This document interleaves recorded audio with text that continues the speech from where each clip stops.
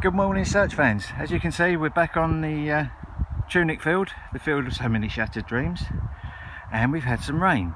So this is not crops, this is all just rubbish. I've still got permission to dig it because it's not marked out for planting yet. I have checked. Now I've just got here and I've noticed in the distance, I can't really focus in for you at the moment, we've got a pair of kestrels and they're out hunting at the moment, so I don't want to go over in that corner and disturb them.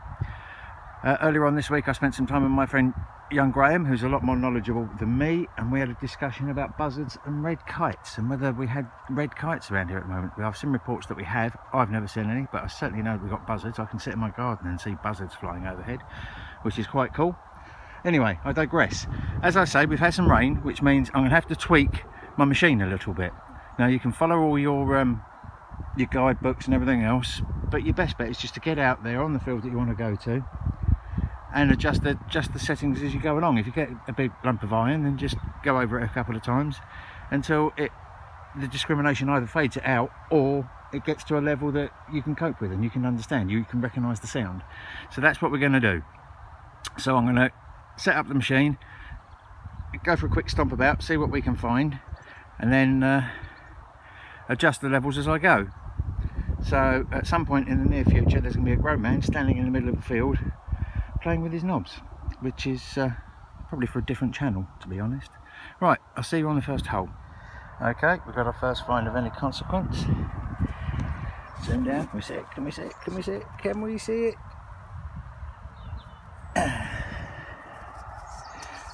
Looks like a little buckle. Get it into the light. Is that a buckle? It's a D. Now how about that? It's a D. There's obviously, it's come off a chain, I think that's the little loop on it to hang it from somewhere. Unless I'm mistaken. It's a D. I suppose it could be a buckle. I don't think so. I think we have found a D. That's my first D. That's fantastic. I've always wanted a D and now I've got a D.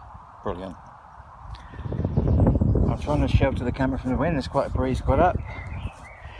We got another little interesting round come out.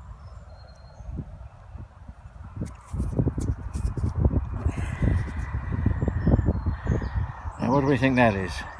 And the last time I waxed lyrical about it being an old shotgun cap, the old percussion end. There's writing around the edge of that I can see, but I can't see what it is. Right, that's an interesting thing. I'm not even going to speculate as to what it is until I've given it a clean up. So we'll have a look at this one when we get back to the ranch. Onwards and upwards. Weird bit, we have a weird bit. This is a weird bit alert because we have a weird bit.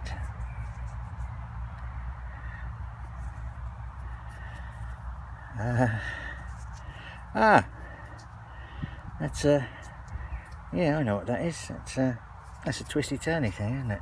That goes like that. Drop it, Lee, that's the way to do it. There we go. It's a cap of something, isn't it? And that's the catch that lays down and you pull that up and then give it a twisty turny. Ah, there you go. Not such a weird bit. It's a twisty turny to give it its official title. Excellent. Okay, now we have what seems to be another confusing article. First I thought it was one of those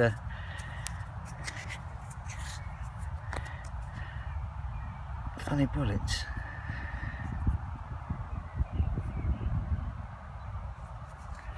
But I don't know what it is. I don't know what it is. It seems to be hollow. That's another one for it to try and clean up and see if we can get anything off that back at the ranch. That was the end of something, isn't it? I would have said. Like the old swagger sticks, isn't it? Like one of those. Sergeant Major, sir! Major Sharp, sir! Who knows? Who knows? We'll have a look back at the ranch and see what we can find out. We have a small, round, shiny thing. Small, round, shiny thing. It's quite dull. It's an old pewter button, I believe. I don't think it's any detail on it. No, you can feel the stud on the back. It's just an old pewter button, plain as you like. There we go. Still nice though, still nice. It's a bit of history, a couple of 100 years old I would have said. Can't argue with that, can you? Okay, carry on. Right, we're going to attempt something I haven't tried before. We'll just do a live reveal, shall we? Right, we've got something.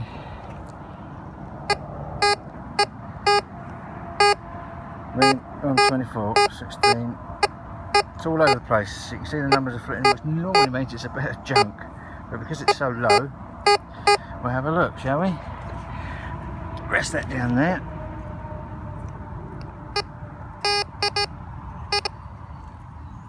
What do we got? Not in that bit.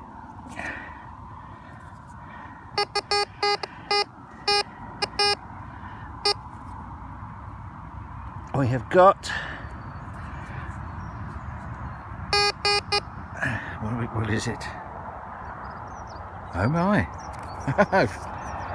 Jeez, no, that can't be right. A little token there. Look at that. How cool is that? That has to be the coolest thing today.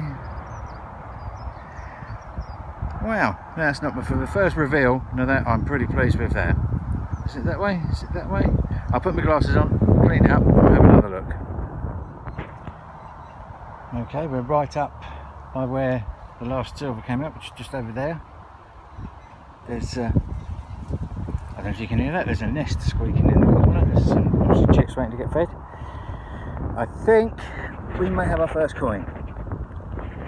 I haven't had a look at it. All I've done is I stopped to put my glasses on, so we're all fresh. Let's have a look. Oh, I don't know. That was exciting temporarily, wasn't it?